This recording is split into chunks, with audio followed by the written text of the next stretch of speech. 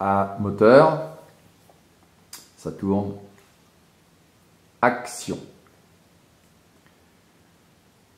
Jean, oui, excuse-moi Jean, Je t'en prie.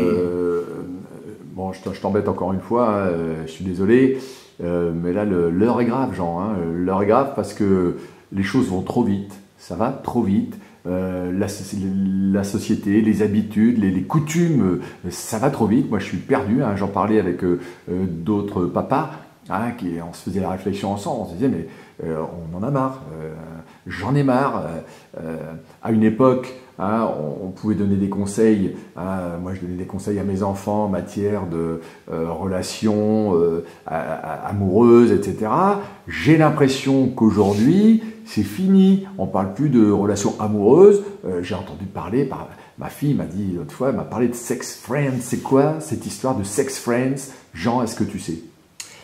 Malheureusement, oui, je sais ce que c'est que les sex friends. Alors, je suis comme toi, hein, je suis le premier embarrassé. À la différence que pour l'instant, moi, mon fils, il a 21 ans, donc voilà, c'est pas une fille, hein, la palissade, mais c'est comme ça, et que la petite dernière, elle a que 6 ans, et fort heureusement, on n'en est pas encore à parler de ces choses-là, mais ce qui me soucie, tu sais quoi, c'est que j'ai le sentiment que je vais être amené à en parler rapidement avec elle, parce que la société, elle évolue, hein, c'est un secret pour personne, j'ai 50 ans, mais j'ai eu 10 ans, 15 ans, 20 ans, comme tout le monde, j'ai mon petit vécu aussi. Et ce que j'ai envie de dire là tout de suite dans cette vidéo, c'est que ça va vite, comme tu dis, ça change mais très vite. Et qu'aujourd'hui, les jeunes, ils brûlent les étapes, en tout cas, si on se réfère aux concepts qui sont les miens. Moi, quand j'étais gamin, quand j'étais ado, quand une nana me plaisait, déjà, j'étais timide. J'osais pas l'aborder, il n'y avait pas de téléphone portable, il n'y avait pas d'SMS, il n'y avait pas de vidéo, il y avait juste un bloc-notes, un crayon, un petit papier qu'on remplissait, puis j'allais lui mettre un petit mot doux dans la poche de sa blouse dans la cour de récréation. Aujourd'hui, et puis quand je te parle d'un petit mot doux, c'était des choses soft, hein, j'ai envie de te faire un bisou, est-ce que tu es amoureuse de moi, etc. Aujourd'hui, c'est plus tout à fait ça.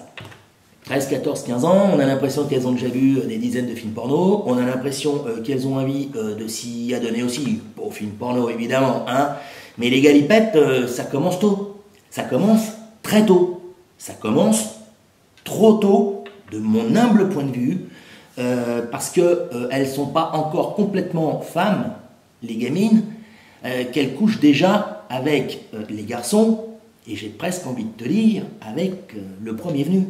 Hein, le sex friend, c'est quoi? C'est le copain avec qui on couche.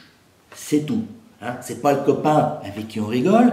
C'est pas le copain avec qui on essaye de flirter. Non. Le sex friend, c'est le copain avec qui on couche.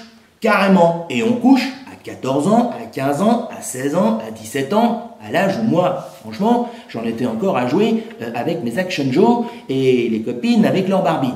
Donc, pour répondre à ton sentiment et à celui de tous les papas, parce qu'on est tous dans la même situation, ça me soucie. Alors, la réponse à ça, c'est quoi? La réponse à ça, je pense qu'il n'y en a pas 36, je pense qu'il n'y en a qu'une, c'est l'éducation. Voilà. Hein. Alors, c'est un mot qui a l'air vieillot, comme ça, l'éducation, c'est quoi? Il ne faut plus éduquer les enfants, il ne faut plus rien leur dire. L'enfant roi, il a raison, on va avoir peur des réactions de ses enfants quand on leur dit quelque chose qui ne nous plaît pas. Il ne faut quand même pas oublier que les êtres humains, ils n'ont pas énormément changé depuis nos arrière-grands-parents. Ce qui a changé, c'est la manière d'éduquer nos enfants. Et moi, je crois, je suis un père cool, je suis un père libre, je suis un père qui communique avec ses gosses, j'impose rien, mais j'explique. Je dis, je conseille, je donne mon avis. Et c'est ça que j'ai envie de te dire à toi, papa, à toi, maman, qui t'inquiète de voir tes gosses qui sautent les étapes avec des bottes de 7 lieues. J'ai envie de te dire, montre-toi, écoute-les, explique-leur, raconte la vie des anciens et explique que chaque chose doit être faite dans son temps, parce que quand on brûle les étapes et quand on veut s'élever trop haut vers la lumière, vers le soleil, on fait un peu comme Icare, on se brûle les ailes et la chute, elle est très rude. Voilà. Voilà ce que je voulais te dire. Mais par rapport à ces pratiques qui sont quand même, on peut le dire, peut-être des pratiques à risque, toi, Jean, qu'est-ce que tu préconiserais éventuellement? Déjà, de sortir couvert. Hein, déjà, de sortir couvert. Alors ça, qu'est-ce que c'est? Oui, effectivement, je ne sais pas d'ailleurs pourquoi ça traîne sur mon écran.